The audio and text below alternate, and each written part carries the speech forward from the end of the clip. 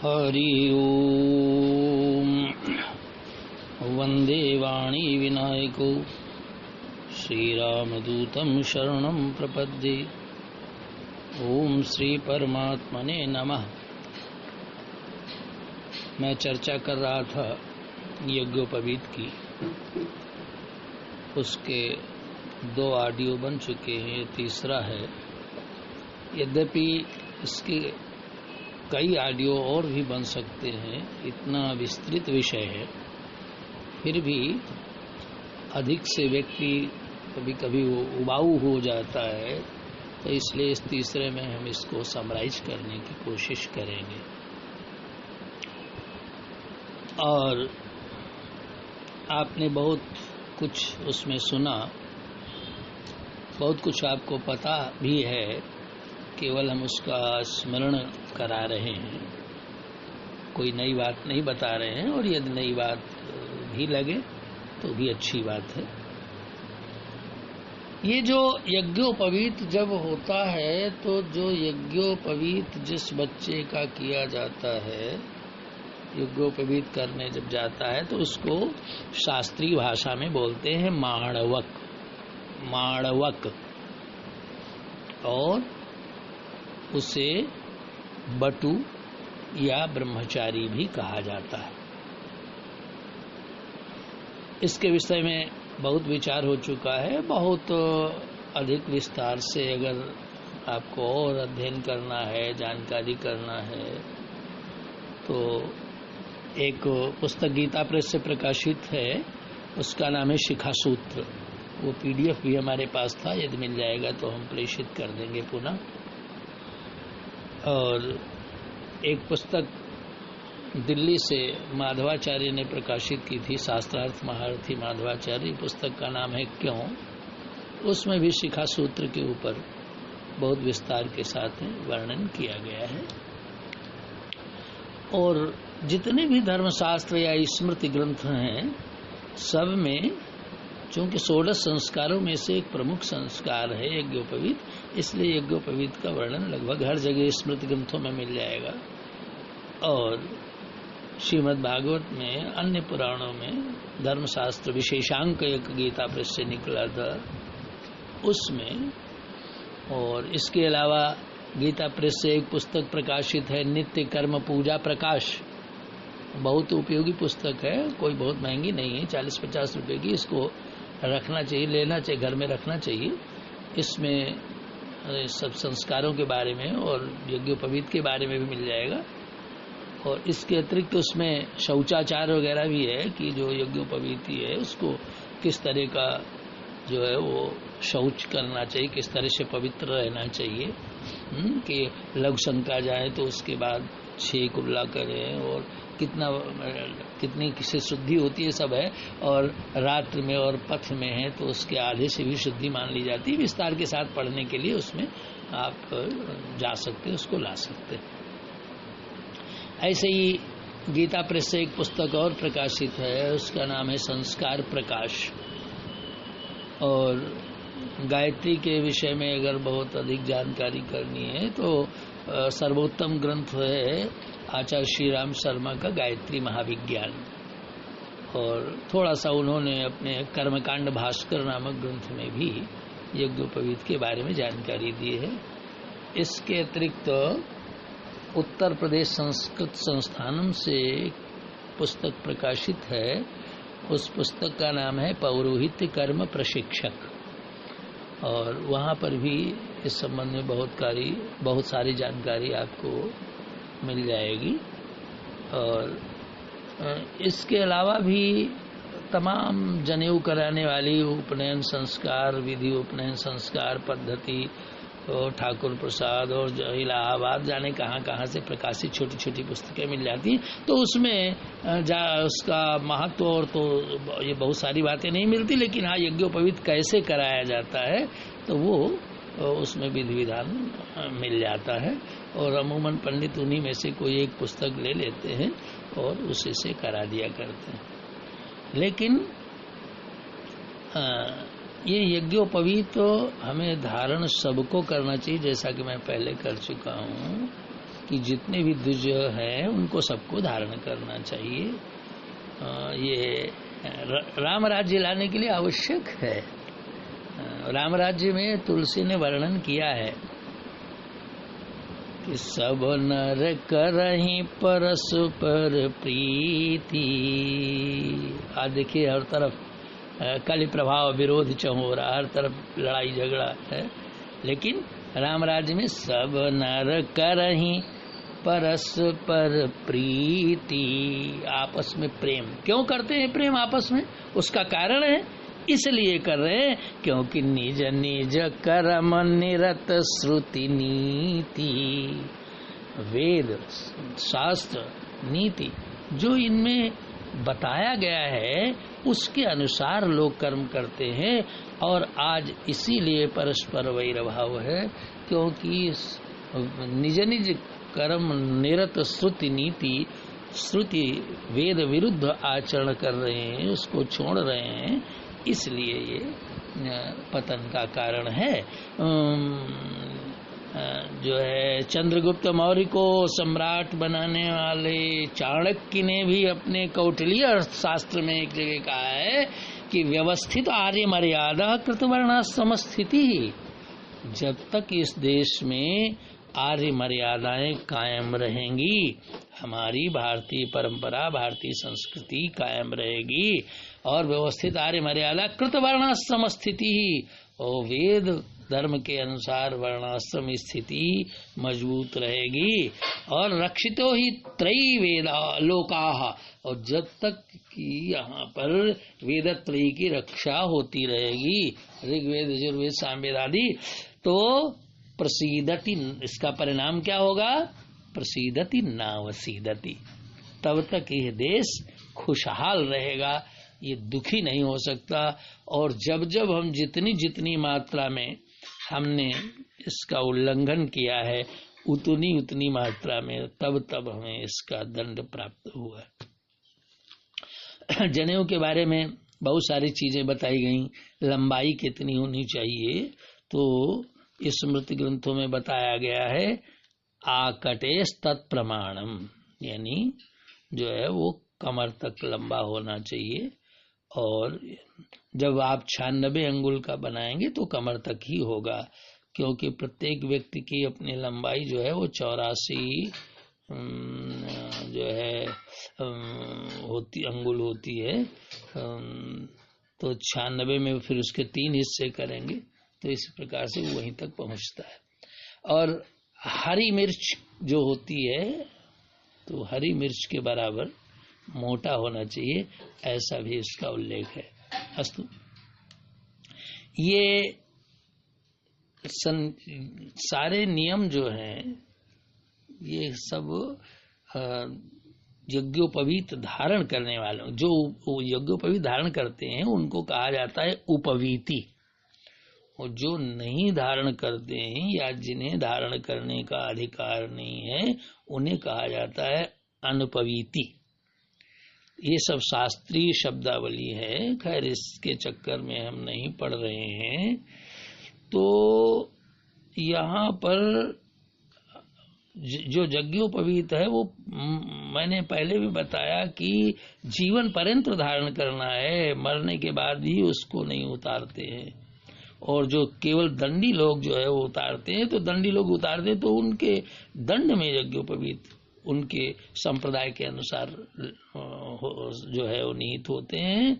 और उसके बाद में जब मृत्यु हो जाती है तो उस दंड को भी 3 जगह से तोड़ करके, मानो वो त्रिगुणात्मक प्रकृति जो माया है सत्व रज तम, उसके 3 टुकड़े करके, और उसके साथ में ही या तो उसको उस दंडी स्वामी सन्यासी के साथ दफना देते हैं या प्रवाहित कर देते हैं, 3 जगह से दंड को तोड़ करके उसके साथ में ही। कहते हैं कि ये जो परमात्मा है, परमात्मा निर्गुण भी है और सगुण भी है। जो परमात्मा सगुण साकार है वो यज्ञ रूप है, यज्ञ वै विष्णु।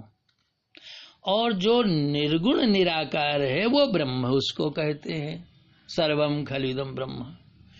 और ये सुखद आश्चर्य की बात है कि जो यज्ञोपवीत है इसमें यानी यज्ञ रूप से भी परमात्मा निवास करते हैं और ब्रह्म रूप से भी निवास करते हैं। ये जो है ब्रह्म ग्रंथि लग जाने के बाद में, तो ये जो है दोनों तरह से सगुण साकार निर्गुण निराकार सबके लिए है। और इससे ब्रह्म वर्चस्व की भी तेज की भी प्राप्ति होती है। ऐसे से मंत्र आते हैं यज्ञोपवीत कराने के बीच में। मुझे एक मंत्र याद आ रहा है, बटुक ब्रह्मचारी जो माणवक है वो उसका समिधा उठाता है आम की पलाश की और उसको आज घी में डुबो करके और दाहिने कान की ओर ले जाता है। दाहिने कान जो है कर्णरंध्र के सामने कर्ण सस्कुली के मध्य भाग में उसको पकड़ता है, ले जाता है कोना और एक हाथ में पकड़े रहता है दाहिने, और आचार्य पढ़ता है ओम एसस्वई तेजस्वई ब्रह्मवर्चस्सन नादो भूयः सग्वं स्वाहा। ब्रह्म तेज की पुष्टि होती, ब्रह्म तेज। लेकिन ये सब विधि विधान से और समय पर होना चाहिए, क्योंकि यदि समय पर नहीं करते हैं तो जैसा कि मैंने बताया कि वो व्रात्य संज्ञा हो जाती है और यज्ञोपवीत कराने वाले को भी दोष लगता है। लेकिन व्रात्य संज्ञा ऐसा नहीं कि व्रात्य संज्ञा हो गई तो अब जनेऊ नहीं कराएंगे, जनेऊ तभी कराना है, लेकिन उसके लिए प्रायश्चित शास्त्रों में वर्णित है। उन प्रायश्चित को करने के बाद में तब उसका यज्ञोपवीत कराया जा सकता है, कराया जाना चाहिए। और बहुत से लोग तो मजाक उड़ाने लगते हैं, कहते हैं बामन के है उल्टा ज्ञान और मुँह तत्पर वो बांधे कान। यहाँ मूत्र शब्द बहुत अश्लील नहीं है, क्योंकि मूत्र शब्द संस्कृत का शब्द है। ये तो कहा कि दाहिने कान के ऊपर जो है इसको बांधते हैं, और इस पर काफी विचार भी हम कर चुके हैं।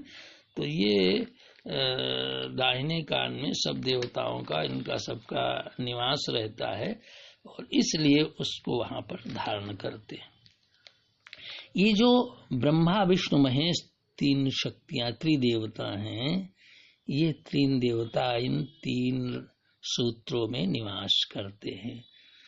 और हमारी तीन नाड़ी, तीन आश्रम जो है संन्यास आश्रम को छोड़ दें तो गृहस्थ आश्रम वो शतपथ ब्राह्मण में है, ब्रह्मचर्याश्रमं समाप्य ग्रही भवेत, ग्रही भूत्वा वनी भवेत, वनी भूत्वा परिव्रजेत। यानी पहले ब्रह्मचर्याश्रम का पालन करें, फिर ब्रह्मचर्याश्रम के बाद में गृहस्थाश्रम में जाएं, गृहस्थाश्रम के बाद में वानप्रस्थ में, उसके बाद में तब जो है वो परिव्राजक के उसमें जाते हैं। और जिनको प्रबल वैराग्य हो जाता है वो प्रारंभ से भी सीधे चले जाते हैं, जैसे जगत गुरु आदि शंकराचार्य वगैरह, तो बीच के झंझट में पड़ते ही नहीं है। तो इस प्रकार से ये जो तीन ताप हैं, तीन तापों से भी निवृत्ति मिलती है इनको धारण करने से। इसीलिए जब पूजा के बाद में या पहले जब शंख ध्वनि की जाती है तो 3 बार शंख बजाया जाता है। 3 बार शंख क्यों बजाया जाता है? दैहिक दैविक भौतिक तापा राम राज नहीं काहुई व्यापा। ये जो दैहिक दैविक और भौतिक 3 प्रकार के ताप हैं, जितने भी ताप हैं इन 3 में ही सब अंतर्भूत हो जाते हैं। तो उनसे निवृत्ति होने के लिए 3 बार शंख ध्वनि की जाती है। और जब हम शांति मंत्र पढ़ते हैं तो अंत में भी हम ओम शांति 1 बार नहीं कहते, या ओम शांति शांति 2 बार नहीं कहते, या ओम शांति शांति 4-5 बार नहीं कहते, 3 बार ही कहते हैं ओम शांति ही शांति ही शांति ही। इसका मतलब यही है कि जो त्रिताप हैं, 3 ताप हैं, उनसे हमको शांति मिले, इसलिए वहां पर 3 बार किया जाता है। और भी 3 काल और जो है वो बहुत से 3 का संबंध है, जिस वजह से त्रिगुणात्मक प्रकृति इसमें 3 धागे होते हैं। और इसमें जो है 27 जो 27 नक्षत्रों के प्रतीक ये बताया ना, एक एक धागे में 3 3 3 में 9 9 या 27, एक जने में 27 हो गए। और 27 उसके बाद 9 धागे जो होते हैं ये सब उसको मिला दीजिए तो फिर 9 और 2 11 हो जाते हैं, 1 1 2 हो जाते हैं। यानी 1 1 2 क्या, पहले ब्रह्मचारी जो है वो 1 1 उपवीत धारण करता है, और फिर जो है गृहस्थ स्नातक 2 यज्ञोपवीत धारण करता है। और एक जगह लिखा हुआ है, मुझे याद नहीं आ रहा, स्मरण आ जाएगा तो मैं बता दूंगा कि उत्तरीय वस्त्र अगर ऊपर नहीं है तो तीसरा यज्ञोपवीत ही धारण कर सकते, लेकिन उसके अभाव में विकल्प के रूप में है। ऐसा कि नहीं कि उत्तरी न धारण करें उसको, जब वो उत्तरी ना मिले तो उसके विकल्प के रूप में तीसरा यज्ञोपवीत उस समय तक धारण कर सकते हैं जब तक कि उस अनुष्ठान को कर रहे हैं। और उत्तरीय है तो फिर तीसरे यज्ञोपवीत की आवश्यकता नहीं, 2 ही पर्याप्त होते हैं। तो हम ये देखते हैं कि ये दो संख्या चंद्रमा का भी प्रतीक है, चंद्रमा मन सो जाता मन का भी प्रतीक है, ये शांति प्रदायक भी है। इसके अलावा ये 9 9 धागे जो हैं वो 9 पूर्णता का भी अंक का 9 ग्रह है, और 9 अपने में पूर्ण अंक भी है। एक दिन मैंने चर्चा भी की थी कि 9 का पहाड़ा पढ़े, टेबल पढ़े तो 9 के 9 9 दूनी 18, तो 18 में भी 1 8 9 9 3 27 2 7 9 9 4 36 3 6 9, और जितना भी पढ़ते चले जाएंगे 9 10 जा 19 9 और 0 9, तो ये सब उनका जो है वो 9 ही होता है। ये सबसे बड़ी इकाई है, पूर्ण अंक है, इनका टोटल 9 ही आता है। एक दिन मैंने किसी लेख में तुलसीदास जी के भी कुछ उदाहरण इसमें मैंने उद्धृत किए थे। तो हम ये जो है वो बता रहे थे कि एक तो सबसे बड़ी बात ये है कि यज्ञोपवीत धारण करने वाला सदा पवित्र रहता है। आप कहेंगे कि धारण करने से ही पवित्र है, नहीं, उसके नियमों को पालन करता है, पवित्रता के नियमों को पालन करता है। अब ये नियम है कि आप लघु शंका जाएंगे या दीर्घ शंका जाएंगे तो जनेऊ को चढ़ाएंगे, और जनेऊ कान पर चढ़ाएंगे, तब तक कान से नहीं उतारेंगे जब तक कि आप हाथ मुंह पैर कुल्ला धो करके नहीं पवित्र नहीं हो जाएंगे। तो जाहिर है कि अब उसको लटकाए तो नहीं घूमेंगे, तो पवित्र होना ही होना है, प्रमाद कर नहीं सकते। तो इसलिए वो, और पवित्रता सबको, ये सब धर्म मानते हैं जो, अब वो पवित्रता की परिभाषा अलग अलग है, लेकिन इस विषय कुछ विषय ऐसे हैं जिन पर सभी धर्म एक मत है। वो चाहे कर्म का सिद्धांत हो कि कर्म फल जरूर भोगना पड़ेगा, इस पर सब एक मत है।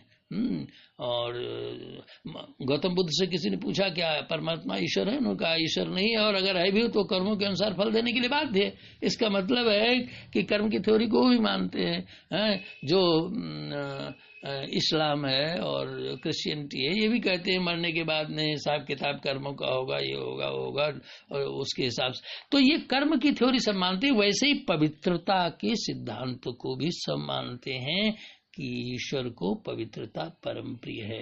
वायव्यांतर शुचि, वो बाहर की भी पवित्रता होनी चाहिए, अंदर की भी पवित्रता होनी चाहिए। अब वो पवित्रता की परिभाषा उनकी विचित्र है, वो उनके देश काल परिस्थितियों के अनुसार है। जैसे अब जो है वो जो शौचालय में पात्र रखा रहता है उसको बधना बोलते हैं, उसी से जो है वो वजू कर लेते हैं, हाथ धो लेते हैं और पवित्र हो जाते हैं। तो लेकिन हमारे क्योंकि मजबूरी है, उनके यहाँ पानी नहीं है। एक धातु उनको 40 दिन तक करने का विधान है, क्योंकि वहाँ पर वनस्पति पेड़ पौधे रेगिस्तान में कहाँ से मिलेंगे। लेकिन हमारे यहाँ तो सब उपलब्ध है, तो इसलिए हम रोज फ्रेश दातून करते हैं। हम जो है पानी से जो है वो शुद्ध जल का, पवित्र जल का उपयोग करते हैं। तो पवित्रता, यहाँ तक जो इस्लाम है उनके यहाँ जब ईद वगैरह होती है तो ईद का नमाज पढ़ने जाते हैं तो नहा धो के जाते हैं, और उसमें है उनके यहाँ कि अगर शरीर के ऊपर एक पॉइंट भी कहीं ऐसा एक बिंदु भी रह गया शरीर के अंग का कि जहाँ पर जल नहीं पड़ा है तो आप अपवित्र माने जाएंगे। और इसीलिए वो अपने ग्रंथ के आगे पवित्रता का पर्यायवाची पाक शब्द लगाते हैं, कुरान पाक। हैं, अपने देश के नाम के पाकिस्तान, तो पाक शब्द, पाक पर पवित्रता, तो वो जो भी है वस्तु स्थिति जो भी हो, लेकिन इससे इतना जो हम कहना चाहते हैं वो ये है कि प्रत्येक धर्म यह मानता है कि ईश्वर को पवित्रता प्रिय है। अब वो कितनी पवित्रता कर पाता है, नहीं कर पाता है या क्या है, ये तो ये अपना सबका अपना निजी मामला है, लेकिन ईश्वर को पवित्रता प्रिय है। और वो पवित्रता सहज रूप से जो है यहाँ हो जाती है, क्योंकि जब हम जनेऊ को ब्रह्म का रूप या विष्णु का रूप या यज्ञ का रूप मानते हैं, सगुण साकार या निर्गुण और निराकार जो भी है या दोनों मानते हैं, तो वो हमारे शरीर पर है, हमारे कंधे पर है। और जब तक हम जो है वो लघु शंका दीर्घ शंका से निवृत्त होते हैं तब तक शरीर अपवित्र रहता है। तो हम वो उन तीर्थों को, देवताओं को उस खूंटी पर टांग करके समर्पित कर देते हैं। अब हम उस मूर्ति को धारण कैसे करें, तो उस मूर्ति को पुनः धारण करने के लिए अपने पास अपने कंधे पर लाने के लिए, यथास्थान लाने के लिए फिर हमें जो है पवित्र होंगे, हाथ धुलेंगे। उनका ये शौचाचार का विधान भी वो पूजा प्रकाश में और इन कर्मकांड के ग्रंथों में मिल जाएगा। तो उसमें भी जो है वहां जा करके हाथ मुंह प्रक्षालन करके, कुल्ला करके, और तब फिर उसको लाते हैं और हर समय पवित्र रहते हैं। और पवित्र जब तक रहेंगे तब तक कोई भी बुरी आत्माएं या कोई इस तरह की जो वातावरण में घूमते रहते हैं वो आपके ऊपर आक्रमण नहीं कर सकते। उच्छिष्टम चा मेध्यम चा, अब आप झूठे घूमेंगे हैं इस तरह से, तो उस अपवित्रता अवस्था में, इसीलिए कहते हैं कि नोच्छिष्टम कुत्रचित व्रजेत, झूठे कहीं भी नहीं चलना चाहिए। हैं, कहते हैं न चैवात स्नम कुर्यात नोच्छिष्टम कुत्रचित व्रजेत, और क्या है नाद्यात तथांतरा, यानी नोच्छिष्टम कुत्रचित दद्यात, किसी को झूठा मत दो। नोच्छिष्टम कुत्रचित दद्यात, किसी को झूठा नहीं खिलाना चाहिए। नाद्यात तथांतरा, और किसी का झूठा लेना भी नहीं चाहिए। न चाहिए श्रम को रात, बहुत अधिक भी नहीं खाना चाहिए कि आप नियम का पालन न कर सकें, उपहास का पात्र बने। और नोच्छिष्टम कुत्रचित व्रजेत, यहाँ जो महत्वपूर्ण बात कही गई अंतिम पद में, नोच्छिष्टम कुत्रचित व्रजेत, कहीं भी झूठे नहीं चलना चाहिए। झूठे चलने का मतलब क्या हुआ, हम अपवित्र हैं, खान पान के द्वारा अपवित्र हो गए। तो खाया पिया है तो मुंह धो करके, कुल्ला करके, पवित्र होकर के ही जाना चाहिए। तो इस प्रकार से सहज रूप से, स्वाभाविक रूप से जो यज्ञोपवीत धारण करने वाला उपवीति होता है, वो इसके बहाने से निश्चित रूप से हर समय वो अपने को पवित्र रखता है। जो ही मन में आपके विकार आएगा, आप सोचेंगे अरे ये परमात्मा तो देख रहा है, सब हमारे साथ में बैठा हुआ है वो वास्तव में हरि व्यापक सर्वत्र समान। भगवान तो अग जगमय सब रहित बिरा, देश काल दिश विधि सहु माही, कहो सो कहाँ जहाँ प्रभु नाही। परमात्मा सब जगह है, जर्रे जर्रे में है, कण कण में है, सर्वम खलिदम ब्रह्म, और वो हमें देख रहा है। और वो है तो सब जगह, लेकिन जैसे विद्युत प्रवाहित तो सब जगह हो रही है तार में, लेकिन वो प्रकाशित बल्ब में हो रही है, पंखे से में उसके कार्य, ऐसे ही वो परमात्मा है तो सब जगह, लेकिन एक हमने यज्ञोपवीत जो है वो एक बल्ब ऐसा लगा रखा है जिसमें प्रभा जो है वो उद्भाषित हो रहा है, प्रकाशित हो रहा है, अनुभव हो रहा है, अनुभव जो है अनुभवजन्य है। तो इस प्रकार से वो जब वो परमात्मा हमारे साथ में है तो न तो हमें कोई भय रहेगा, और न हम कोई गलत कार्य करेंगे, और न हम कुछ गलत सोचेंगे, और हम अपवित्र भी नहीं रह सकते। हम वही चीज खाएंगे जो परमात्मा का भोग लगा सकते हैं, हम वही कार्य करेंगे जो परमात्मा को हम। तो इस प्रकार से ये जो ब्रह्म है, इस ब्रह्म को, इस परमात्मा को, इस यज्ञ को, इस विष्णु रूप को, इस त्रिमूर्ति रूप को, ये 3 धागे वाले जनेऊ को हम धारण करते हैं, उसके पीछे एक सबसे बड़ा ये सिद्धांत है। और जो है त्रिगुणात्मक प्रकृति है, और ये कहते हैं कि और भी इसके विषय में बड़ा जो है उल्लेख है, लेकिन हमको तो यहाँ मूल चीज जो खास चीज है उसको निकाल के रखना है। कहते हैं न यस्मिन् युज्यते कर्म किंचित अमौंजी बंधना, तो इसका मैं उल्लेख पहले कर चुका हूँ, इसलिए इस पर नहीं जाऊंगा। और फिर आगे चल करके ऐसा भी है कि जब जनेऊ कराए तो उसके मैंने कुछ नक्षत्र और कुछ दिन और कुछ तिथियां बताई थी, लेकिन एक बात हमेशा ध्यान रखना चाहिए कि बृहस्पति और शुक्र अस्त न हो। और जो बृहस्पति है, बृहस्पति पीले रंग का माना जाता है, और बृहस्पति को गुरु भी कहते हैं, इसलिए बृहस्पतिवार को गुरुवार भी कहते हैं। इसलिए जो प्रमुख उसमें कार्य करता है, यज्ञोपवीत जब करा रहे हैं, यानी जो पहला आचार्य जो पुरोहित, दूसरा जो वो विद्यार्थी बटुक है जिसका यज्ञोपवीत हो रहा है, तीसरा एक ब्रह्मा वहां पर बनाया जाता है जो कोई अपना मान्य होता है। और इनकी बड़ी कठिन ड्यूटी होती है, ये छोड़ के नहीं जा सकते बीच में जब तक यज्ञ पूरा नहीं हो जा रहा। और इसीलिए हल्का खान पान कराते कि बीच में उठना ना पड़े। और फिर भी मान लीजिए कोई रुग्ण है और ब्रह्मा बन गया और वहाँ बेचारे को जो है वो जो है जाना ही पड़ रहा है नेचुरल काल के लिए, तो फिर उसके लिए विकल्प के रूप में, हालांकि बुरा माना जाता है इसको, लेकिन विकल्प के रूप में जो है वो कुश का एक ब्रह्मा बना करके थोड़ी देर के लिए विकल्प के रूप में महाराज। लेकिन वो सीट ऐसी है जैसे राष्ट्रपति का, भारत के राष्ट्रपति का पद जो है वो एक क्षण के लिए भी खाली नहीं होता। अगर राष्ट्रपति नहीं है और किसी कारण से वो नहीं रहा, उसकी डेथ हो गया, कुछ हो गया, तो वो तुरंत उपराष्ट्रपति को राष्ट्रपति मान लिया जाएगा। उपराष्ट्रपति भी नहीं तो तुरंत सुप्रीम कोर्ट का जो चीफ जस्टिस है वो, यानी एक क्षण के लिए भी, क्योंकि वो भारत का प्रतिनिधित्व करता है। जहां पर भारत का राष्ट्रपति खड़ा है वो भारत खड़ा है, तो एक क्षण के लिए भी वो खाली नहीं रह सकता।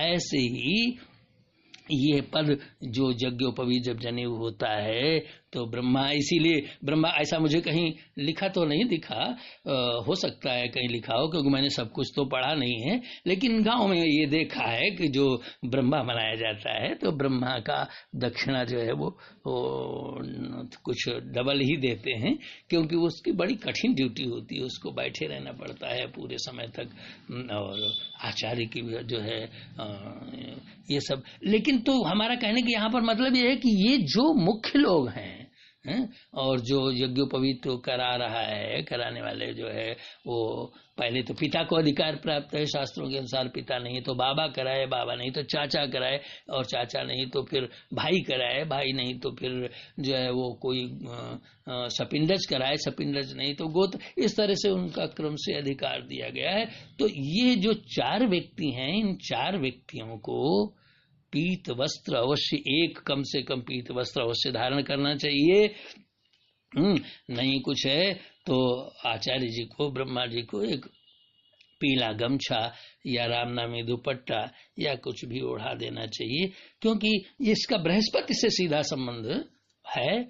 और इसीलिए जो जनेऊ है वो पीले रंग से रंगते हैं, पीला रंग नहीं है तो हल्दी लगा देते हैं उसमें, ऐसे श्वेत धारण नहीं करते हैं।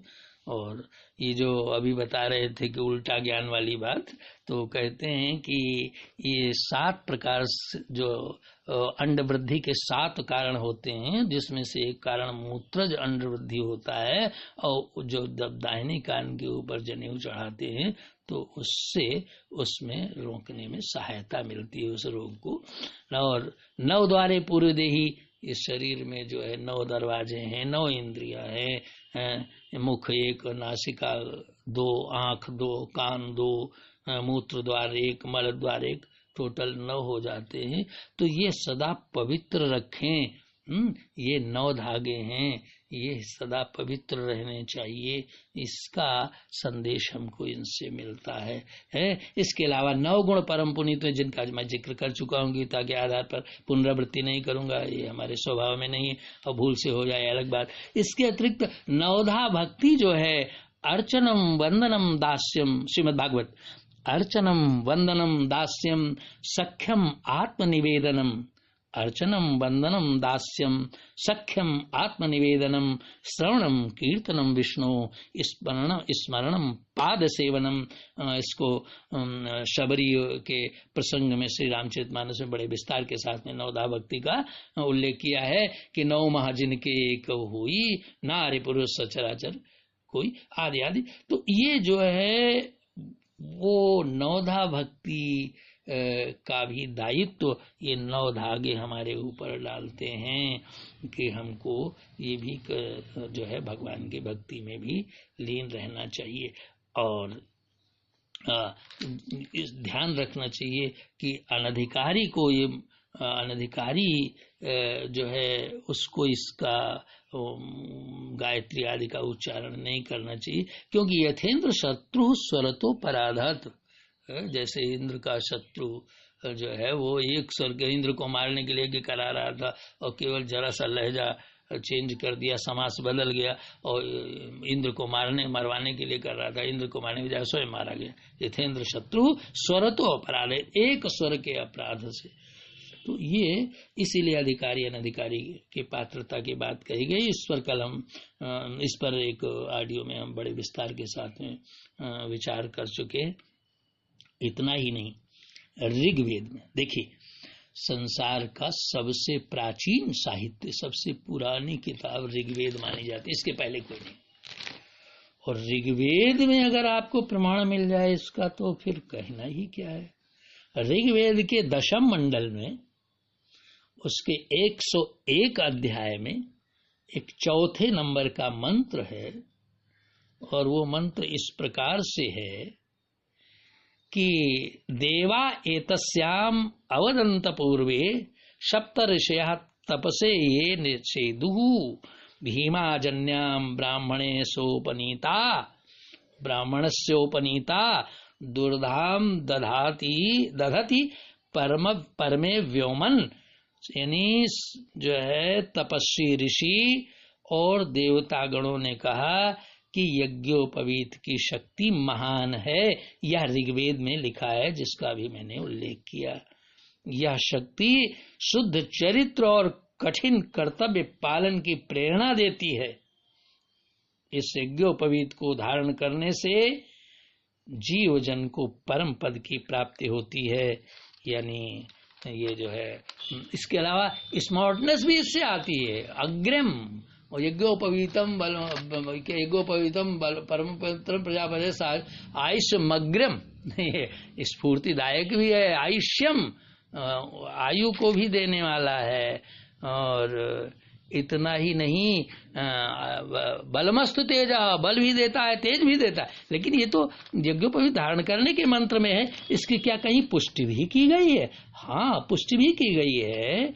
कौशिकी ब्राह्मण में लिखा हुआ है, यज्ञोपवीत मसि यज्ञस्य त्वा यज्ञोपवीते नोपनह्यामि दीर्घायुत्वाय बलाय वर्चसे। दीर्घायुत्वाय बलाय वर्चसे, यानी दीर्घायु भी होती है, मिलती है, और बल भी बढ़ता है, वर्चसे ब्रह्म तेज भी बढ़ता है, ब्रह्म वर्चस्यन। जैसा कि भाई मैंने मंत्र का पहले एक जिक्र किया था।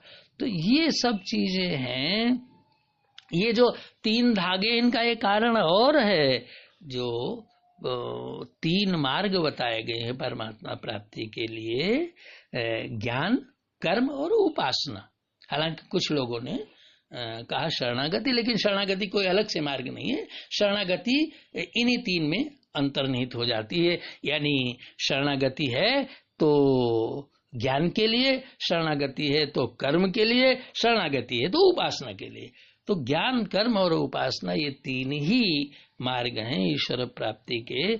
और ये 3 धागे ये उनकी ओर संकेत करते हैं, उनका प्रतीक हैं, उनमें सहायक होते हैं। ये 9 धागे ये जो 9 धागे हैं, इन 9 धागे में 9 देवता निवास करते हैं। पहले कौन? ओमकार। आसीन महिक्षिता माद्या प्रणवच्छंद सामिव। तो वैवस्वतो मनुर्नाम मान्यो मनुष्य, मतलब प्रणव, जैसे वेदों में ओमकार पहले आता है, तो ऐसे इनमें भी सबसे पहले ओम, और दूसरा अग्नि, 9 है, तीसरा अनंत, चौथे चंद्रमा, 5वें पितृ वंश वृद्धि के लिए, 6ठे प्रजापति, 7वें वायु, 8वें सूर्य, ये जीवन दाता है, और 9वें में सारे सब देवताओं का समूह। ये बात छांदोग्य उपनिषद में कही गई है। वैसे तो संस्कार 2 तरह के होते हैं, मलापनयन और गुणाधायक।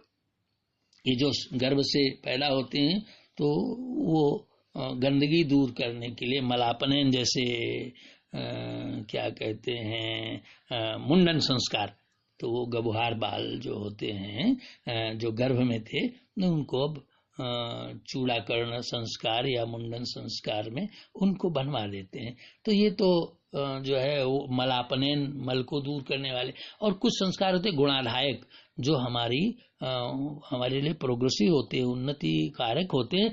और ये यज्ञोपवीत संस्कार तो दोनों ही हेतुओं को पूर्ण करता है, मलापनयन भी है और गुणाधायक। मलापनयन इसलिए है कि हमें द्विजत्व की प्राप्ति होती है, हमारा दूसरा जन्म होता है, और गुणाधायक इसलिए है कि फिर हम गुरु के पास जाकर के और अपने ब्रह्म तेज को बढ़ाते हैं, अपनी योग्यता को बढ़ाते हैं।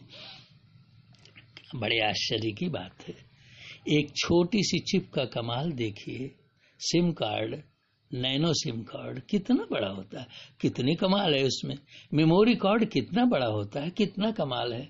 लेकिन ये सब हैं, धातु के बने हैं, और इनके कमाल को तो हम मान लेते हैं, लेकिन जब हमारा जनेऊ है, हम इसके कमाल को मानने को तैयार नहीं है। तो इसके कमाल को तो वही जान सकता है, सो जान ही जही देहु जनाई, जानत तुम्हें तुम्हें हुई जाई। जिसने इसको जानना चाहा, जिसने इसकी पात्रता हासिल की है, डिजर्व किया है, फर्स्ट डिजर्व देन डिजायर, तो पहले पात्रता अपने में लाए। तो पात्रता जब आएगी, अर्हता आएगी, तो स्वतः प्रकाशित होने लगती हैं ये बातें, आपके हृदय के अंदर स्वतः प्रकाशित होने लगेंगी।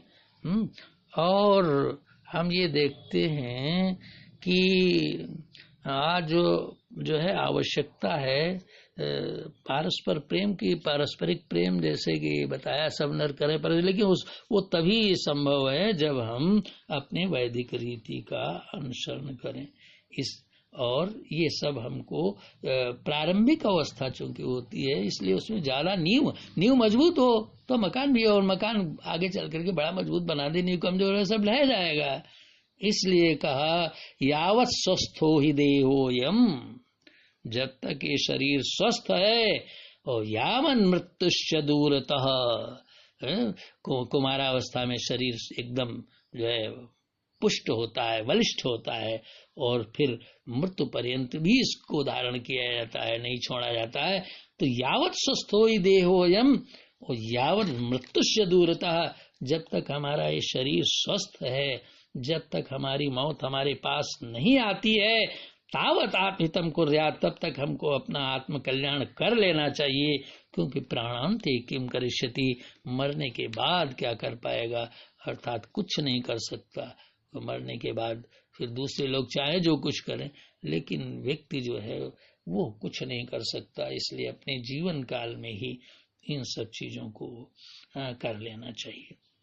अब ये जनेऊ किस चीज से बना हो, ऐसा थोड़े है कि फाइबर का बना करके पहनने बहुत बढ़िया है, सोने का पहन ले जनेऊ, कीमती से कीमती नहीं। ऐसी जो सर्वसाध्य सर्वसुलभ, वो जो वेदविहित है, शास्त्र कहते हैं तूलकोपि पिता यस्य पृथ्वी माता तथैव च, और पाल्यते मघवा यस्य स ब्राह्मण सूत्र उच्यते। ये कपास से, कार्पास कपास से निर्मित हो। तूल को पितायस्य, और पृथ्वी माता तथैव च, और माँ इसकी पृथ्वी यानी धरती से उत्पन्न हो, ये जो है बनावटी कृत्रिम धागे से नहीं, फाइबर से नहीं, पृथ्वी माता तथैव च, वो कपास का बीज जो है वो धरती से उत्पन्न हुआ हो पौधा, और उसमें से जो कपास निकली हो, पृथ्वी माता। और पालिते मघवायस्य, और मघवा नाम है इंद्र का, इंद्र के द्वारा जो पोषित हो वर्षा के जल से, उस कपास से जो बनाया जाता है, स ब्राह्मण सूत्र उच्यते, उसको ब्राह्मण सूत्र कहते हैं, जनेऊ कहते हैं, यज्ञोपवीत कहते हैं। तो ब्राह्मण सूत्र ये नया नाम कहां से आ गया, कह सकते हैं। अभी तक तो आप वो यज्ञोपवीत, जनेऊ, ये सब उनकी परिभाषा भी बता दी। नहीं, ब्राह्मण सूत्र है, स्मृति प्रकाश नाम का एक ग्रंथ है, उसमें आया कि इसको ब्राह्मण सूत्र क्यों कहा जाता है। लिखा हुआ है उसमें, सूचनात ब्रह्म तत्वस्य, ये ब्रह्म तत्व को सूचित करता है, उसका ज्ञापक है, उसका ख्यापक है, उसका सूचक है ब्रह्म तत्व का। तो सूचनात ब्रह्म तत्वस्य, अवेद तत्वस्य सूचनात, और किस किस का सूचनात, और तत्सूत्रम उपवीतत्वात् ब्रह्म सूत्रम इति स्मृतम, स्मृत प्रकाश में, इसलिए इसको ब्रह्म सूत्र कहा जाता है। तो स्नाने जो है ब्रह्म सूत्र और शिखा दोनों, यहाँ शिखा मैंने टच नहीं किया है, केवल सूत्र को लिया है, क्योंकि वैसे ही सूत्र में ही 3 ऑडियो बन जाएंगे और तब भी विषय पूरा नहीं होगा, तो शिखा को ले लेते तो और विस्तृत हो जाता। लेकिन ये बता दें, यहाँ पर इतना संकेत कर देना चाहते हैं कि शिखा और सूत्र दोनों अन्योन्याश्रित हैं, यानी दोनों का होना आवश्यक है। जब तक शिखा नहीं है, शिखा बंधन नहीं होगा। नहीं सिखा है, मान लीजिए खलवाट हो गए, बिल्कुल मैदान साफ है, तो कम से कम वहाँ स्पर्श तो करना ही चाहिए हाथ से, शिखा का मंत्र पढ़ करके। शिखा का मंत्र, शिखा बंधन का मंत्र मालूम है तो ठीक, नहीं मालूम है तो गायत्री मंत्र से करना है। सूर्य को अर्घ्य दे रहे हैं, अनेक मंत्र हैं, आकृष्णेन रजसा है, या ओम विश्वान देव सवितुर्दुर्तान, ओ या ओम ये सूर्य सहस्त्रांश, बहुत सारे मंत्र। कुछ नहीं आता तो गायत्री मंत्र, तो गायत्री मंत्र भी नहीं आता तो फिर जनेऊ किस बात का, तो कम से कम उसी से करने का। सब नहीं आता है तो कहते हैं कि स्नाने, स्नाने और दाने, जपे, होमे, संध्यायाम देवतार्चने, शिखा ग्रंथिम बिना कर्म न कुर्यात वै कदाचन। ये कार्य जो है बिना शिखा बंधन के नहीं हो सकते, इसलिए शिखा आवश्यक है। शिखा बंधन का मंत्र है चिद रूपिणी महामाये दिव्य तेजा समन्विते तिष्ठ देवी शिखा मध्य तेजो वृद्धिम कुरुष्व में। तो इस प्रकार से जैसे शिखा आवश्यक है, वैसे ही यह यज्ञोपवीत भी आवश्यक है। यज्ञोपवीत के बारे में भी लिखा हुआ है, क्या है कि शिखा सूत्रम अब निर्वार्यम तस्य धारणम, क्या लिखा है, सदोपवीतिना भाव्यम, हमेशा उपवीत धारण किए रहो, हमेशा जनेऊ, सदा उपवीतिना भाव्यम, सदैव उपवीति रहिए, मतलब हमेशा जनेऊ धारण करते रहिए, और सदा बद्ध शिखे न चा, और हमेशा जो है वो शिखा को बांधे रहिए। अब वो बात अलग है कि चाणक्य की तरह से प्रतिज्ञा कर ली, तो सदा बद्ध शिखे न चा, और विशिखो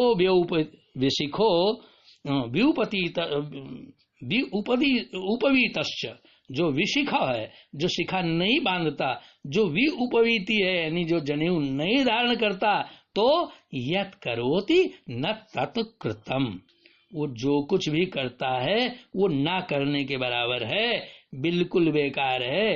इसलिए ये मत समझिए कि ये शिखा सूत्र जो है वो एक लाइसेंस है कर्म कांड का, ये लाइसेंस ही नहीं, इसके बिना सब किया धरा बराबर है। और यह श्लोक जो मैं बोल रहा हूँ ये कोई हमारा स्वरचित नहीं है, ये कात्यायन स्मृति में लिखा हुआ है। कात्यायन स्मृति के पहले अध्याय का ये चौथा श्लोक है कि सदोपवीति नाम भाव्यम, हमेशा उपवीति रहो, हमेशा जनेऊ धारण करो, और सदा बद्ध शिखे न चा। आपने बहुत से लोगों को देखा होगा, चोटी खुला घूम रही है, वो लहरा रही है बिल्कुल एरियर की। तो जो है सदा बद्ध शिखे, हमेशा चोटी में गांठ लगा करके रखो। और विशिखो, जो शिखा नहीं बांधता, और विउपवीतश्च, और जो जनेऊ नहीं धारण करता, तो यत् करोति न तत्कृतम, जो भी वो करता है उसका सब किया धरा बेकार हो जाता है, उसके करने का कोई उसको फल प्राप्त नहीं होता है। इसलिए इनको हमेशा धारण करते रहना चाहिए। और मैंने आपको बताया कि जो जनेऊ है वो ब्रह्मचारी को बताया एक धारण करना चाहिए, गृहस्थ को दो। और जो है, हाँ श्लोक मुझे याद आ गया, मैंने इसकी चर्चा की थी और भूल गया था श्लोक, तो कहा था कि यदि मुझे याद आ जाएगा तो बता दूंगा। तो लिखा हुआ है, हेमाद्रि के वचन है, हेमाद्रि ने बहुत बढ़िया लिखा है। अंगूठी के ऊपर वो विषयांतर हो जाएगा, अंगूठी पर बहुत बढ़िया बढ़िया उन्होंने लिखा है। यथा शक्रम सुरेंद्रस्य, जो पवित्र धारण करते हैं, तो पैंती अगर नहीं है तो अगर अंगूठी पहने हुई है सोने की तो उसकी पवित्र धारण करने की जरूरत नहीं। यथा वज्रम सुरेंद्रस्य यथा चक्रम हरेस्तथा त्रिनेत्रम च त्रिशूलस्य त्रिनेत्रम च त्रिशूलस्य विप्र अंगुलीयकम तथा। जैसे इंद्र के हाथ में वज्र, जैसे विष्णु के हाथ में जो है वो यथा चक्रम हरेस्त था चक्र, त्रिनेत्रम च त्रिशूलस्य, शंकर जी के हाथ में त्रिशूल होने से उनकी शक्ति कई गुना बढ़ जाती है। वैसे तथा विप्रांगुलीयकम तथा, खैर वो विषयांतर हो जाएगा, वहां नहीं जाते। तो जो बात चल रही थी कि ब्रह्मचारी को एक और जो है वो गृहस्थ को, स्नातक को 2 धारण करना चाहिए। और अगर उत्तरीय पट है तो फिर 2 ही पर्याप्त है, उत्तरीय नहीं तो एक तीसरा भी धारण कर सकते हैं। ये हेमाद्रि ने लिखा है, यज्ञोपवीते द्वैधार्ये, यज्ञोपवीते द्वैधार्ये श्रौते स्मार्ते च कर्मणि, श्रौत स्मार्त कर्मों में। तो श्रोत स्मार्त कर्म तो जो है वो गृहस्थ ही कर सकता है, ब्रह्मचारी को तो बस खाली जो है संगीता भाग का पाठ करने से वो लाभ मिल जाता है जो यज्ञ आदि करने से गृहस्थ को प्राप्त होता है। तो यज्ञोपवीते द्वैधार्ये श्रौते स्मार्ते च कर्मणि, और तृतीयम उत्तरार्धे च वस्त्राभावे तदिश्यते। वस्त्राभावे लिखा है, ध्यान दीजिए कि जब वस्त्र का उत्तरी पट न हो, न यद्यात एक भाषा, एक कपड़े से कभी भोजन न करे, कभी संध्या पाचन न करे। इसीलिए जब दूसरा वस्त्र नहीं हो तो आपने देखा होगा, याद है बचपन में कि लोग धोती पहनते थे तो धोती की फेंट जो है खोल करके ऊपर से ओढ़ लेते थे, वो 2 वस्त्रों का काम जो है उसके प्रतीक रूप में। तो इसलिए ये सब हमारी परंपराओं में, हमारे जो है वो रग रग में व्याप्त है। तो ये बताया कि जो है इसको धारण करना चाहिए। और अगर वस्त्र है, उत्तरीय पट है, तो उत्तरी पट आज भी लोग देखते हैं, देखिए लोग सम्मानित करते हैं एक दूसरे को, तो फिर चादर उड़ाते हैं। तो ये उत्तरीय पट, और यहाँ तक कि चादर तो मृतक को भी उसके सम्मान में। और कबीर ने गाया है एक बहुत बढ़िया बल, अरे चलती की बेरिया हम कावड़ा वहीं चदरिया, चलती की बेरिया, चलती की बेरिया हम कावड़ा वहीं चदरिया।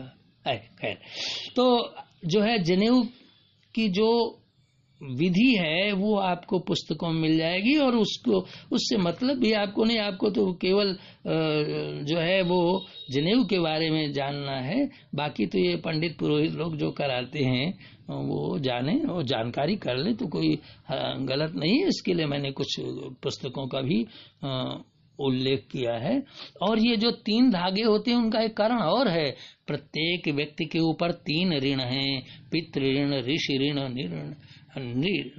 तो ये जो है, ये जो 3 प्रकार, देव ऋण, पितृ ऋण, ऋषि ऋण, तो देव ऋण, पितृ ऋण, ऋषि ऋण, इन 3 प्रकार के ऋणों से उऋण होने के लिए एक बात शास्त्रों में बताई गई है कि एक बार पापी है तो हो सकता है कि उसके पाप को भगवान माफ कर दें, लेकिन जो ऋणी है वो जब तक ऋण मुक्त नहीं होगा तब तक उसकी मुक्ति नहीं हो सकती। इसलिए कुछ भी करे तो इन ऋणों से मुक्त होकर के ही, तीनों ऋणों से, और तीनों ऋणों से मुक्त होने के लिए ही इसमें 3 धागे हैं जो हमें इस प्रतिज्ञा को याद दिलाते हैं। त्रिदल कमल नित 3 प्रतिज्ञाओं की याद दिलाता, जैसे स्काउट में गाते हैं, झंडा गीत में ना, तो ये 3 जो है हमें 3 प्रतिज्ञाओं की याद दिलाता है। हमारी 3 प्रतिज्ञाएं यज्ञोपवीत की क्या है कि पितृ ऋण, ऋषि ऋण और देव ऋण से उऋण होना है। इसलिए तैत्तिरीय उपनिषद में कहा गया है, देव पितृ कार्याभ्याम न प्रमदितव्यम, पठने प्रमादम माँ कुर, आदि आदि। तो इनसे सबसे उऋण होने के लिए, और गायत्री जो है इसका मुख्य गायनात्रायती थी गायत्री, गयान त्रायती थी गायत्री, जो प्राणों के गयान, प्राणों की जो रक्षा करे, गायनात गायन करने से जो प्राण रक्षा करे वो गायत्री। और भी बहुत सारे इसकी व्युत्पत्ति और व्याख्या बताई गई। तो गायत्री तो कम से कम 1 माला तो करनी ही चाहिए, कितना भी व्यस्तता हो। अगर 1 माला नहीं करते हैं तब तो वो 3 माला अगर करें तो और अच्छा है, एक गुरु के लिए, एक माता पिता के लिए, एक अपने लिए। लेकिन कुछ न करें, कह दें चलो भैया, चलो इसी में जो है वो सब लोग निपट लो, तो 1 माला तो करनी ही चाहिए। और हम कहते हैं, और अगर पुरस्चरण कर सकें, लघु पुरस्चरण 24,000 का, या 1.25 लाख का पुरस्चरण, या 5 लाख का पुरस्चरण, या इसी तरह से 24 लाख का पुरस्चरण, 24 अक्षर की गायत्री होती है। इसलिए गायत्री एक छंद है जिसमें वैदिक छंद है, वर्णिक छंद है, तो ये वर्णों पर आधारित है। तो इसमें 25 जो है वो वर्ण होते हैं, 25 वर्ण जिसमें गायत्री में जिसमें होते हैं छंद में, उसको गायत्री छंद कहा जाता है। और यदि 25 वर्ण से एक कम है तो उसको निश्चित गायत्री छंद कहा जाएगा। और वो तत्सवितुर्वरेण्यम जो गायत्री मंत्र है, ये निश्चित गायत्री छंद है, इसमें 24 वर्ण ही हैं। और यदि किसी गायत्री छंद में, छंद इस तरह जैसे दोहा छंद, चौपाई छंद, सोरठा छंद आदि आदि, सबके अलग अलग लक्षण होते हैं। इंद्रवज्रा, उपेंद्र वर्जा, शार्दुल, विक्रीडित, हरि, अब तमाम छंद होते हैं। तो छंद शास्त्र में इनका सबका विस्तार के साथ में वर्णन है। तो ऐसे ही जो जिसमें 25 वर्ण हो जिस छंद में, वो गायत्री छंद। 1 वर्ण कम हो यानी 24 वर्ण हो, वो निश्चित गायत्री छंद। और 1 वर्ण ज्यादा हो यानी 26 वर्ण हो, वो भूरिक गायत्री छंद होता है। और ये गायत्री देवता भी है, गायत्री माता भी है, और गायत्री छंद भी है। तो ये जो गायत्री छंद है इसमें 24 वर्ण हैं। महर्षि वाल्मीकि ने जो है वो 100 करोड़ श्लोकों की, 100 करोड़ मंत्रों की जो है वो रामायण की रचना की। चरितम रघुनाथ, राम रक्षा स्तोत्र, चरितम रघुनाथस्य 100 प्रविस्तरम, 100 करोड़, एकैकम अक्षरम पुंसाम महापातक नाशनम। एक अक्षर, पातक नहीं, महापातक नाशनम, जो महापाप बताए गए हैं वो जो महापातक, वो फिर विषयांतर हो जाएगा कि कौन कौन से महापातक, तो उनका भी नाश करने वाला है एक अक्षर इसका जो है। तो ये जो है 100 करोड़ में से सब तो ब्रह्मलोक सिधार गई, या यो कह ले आधुनिक भाषा में कि विलुप्त हो गई। किंतु 24,000 श्लोकों वाली रामायण आज भी अक्षुण्ण है, हमारे सबके बीच में है। और वो मालूम है 24,000 की वाली क्यों है, और 24,000 की ही क्यों है। असल में विद्यार्थी को गायत्री मंत्र, जैसा कि आप जानते हैं, बटुक को गायत्री मंत्र दिया जाता है। और सीता के पुत्र दुई सुत सुंदर सीता जाए, लव कुश वेद पुराणन गाए, दो विजयी विनयी गुण सागर, हरि प्रतिबिंब मनहु अति सुंदर। ये दोनों जो है वाल्मीकि के आश्रम में रहते थे, तो उनको 24,000 श्लोकों की रामायण कंठस्थ करवाई। और जो अयोध्या में उन्होंने गान किया, जो उनके अश्वमेध यज्ञ में गान किया, तो वो 24 अक्षरों की क्यों? क्योंकि गायत्री में 24 वर्ण हैं और एक एक वर्ण से एक 1,000 श्लोकों की रचना की। गायत्री ओम भूर्भुवः स्वः प्रणव और 3 व्याहृतियां छोड़ दीजिए तो तत्सवितुर् पहला अक्षर ता से होता है। वाल्मीकि रामायण का भी पहला जो है प्रारंभ ता से किया और 1,000 श्लोकों की रचना कर दी। इसी प्रकार दूसरे वर्ण से दूसरे 1,000 की श्लोक की रचना कर दी, तीसरे वर्ण से तीसरे 1,000 की श्लोक की रचना कर दी। इस प्रकार से 24वें वर्ण से 24वें 1,000 यानी अंतिम 1,000 की रचना कर दी। और जिस तरह से गायत्री मंत्र में अंतिम ता हलंत है, वैसे ही वाल्मीकि रामायण भी अंतिम ता हलंत है। इस पर ब्रह्मचारी जो विद्यार्थी बटुक उसका विशेष अधिकार है और वही लवकुश ने रटी थी। तो वही हमारी जो है वो वाल्मीकि रामायण, वो उसी की एक व्याख्या समझिए या उसी के स्तुति गान है। ये 24 इसीलिए 24,000 की है। तो देखिए फिर ये वीडियो बड़ा होता जा रहा है। मैंने सोचा था 3 में ही समराइज कर दें, लेकिन एक छोटा सा और बना देते हैं। हरिओम। सर्वे भवन्तु सुखिनः।